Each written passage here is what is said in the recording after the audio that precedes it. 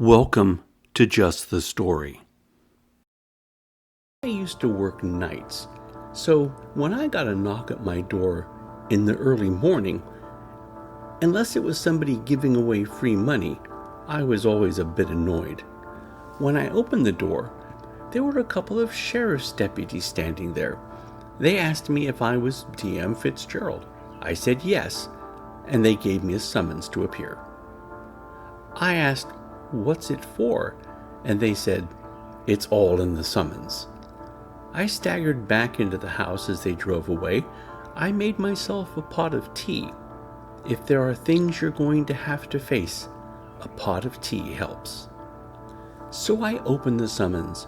It appears that I was to go to the courthouse to answer to a series of crimes. It was a long list with a story attached to it.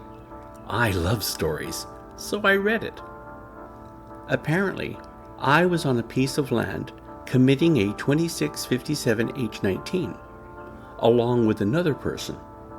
The other person was under 18, so I was also committing a Penal Code 6932G. A nearby tree warned me that I was also committing an 8635K. And since it was February, I was also committing a 7724G. My transgressions were witnessed by a person who went by the curious name 193844R. I thought hard. I didn't know anybody named 193844R, did I? I have to admit, I'm pretty bad at names. I decided rather than allow myself to be drugged from my house by the lawmen and women, I would go and surrender myself today, a month before I was scheduled to appear. I got into the line, and when I got to the front, I told the bailiff about my transgressions and showed him my summons. I asked him, "What does all this mean?" He pulled out a dictionary-sized book and leafed through it. He told me exactly what I had been doing. Apparently, I had been hunting mammals with a minor, and I was doing it on posted no hunting land.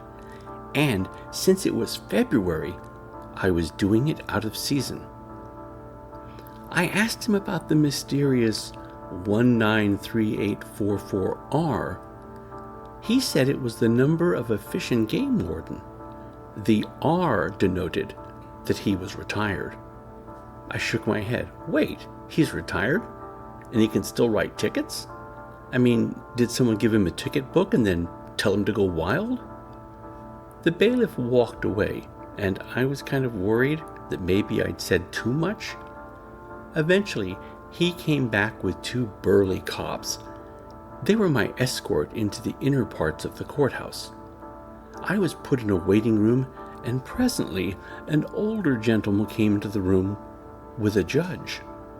The judge asked me for my name, and the older gentleman shook his head and said that I was not the person he had observed hunting mammals without a license on private property in the company of a minor out of season. The judge took the ticket and signed it and told me I could be on my way. So I walked down the corridor with my new friend, Mr. 193844R. He said that he had encountered a pair of people. The older of the two said he didn't have ID. He gave his name as mine. My new friend 193844R called a friend in the police department to get my information based on my name.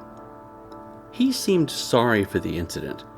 I believe that the judge had had a stern talking to him, and this man was beat. I didn't have the heart to be mad. I left. And that's just the story. Hi, I'm D.M. Fitzgerald. I'm the creator of Just the Story. If you enjoyed our program, please like and subscribe because we have a ton of more content coming your way.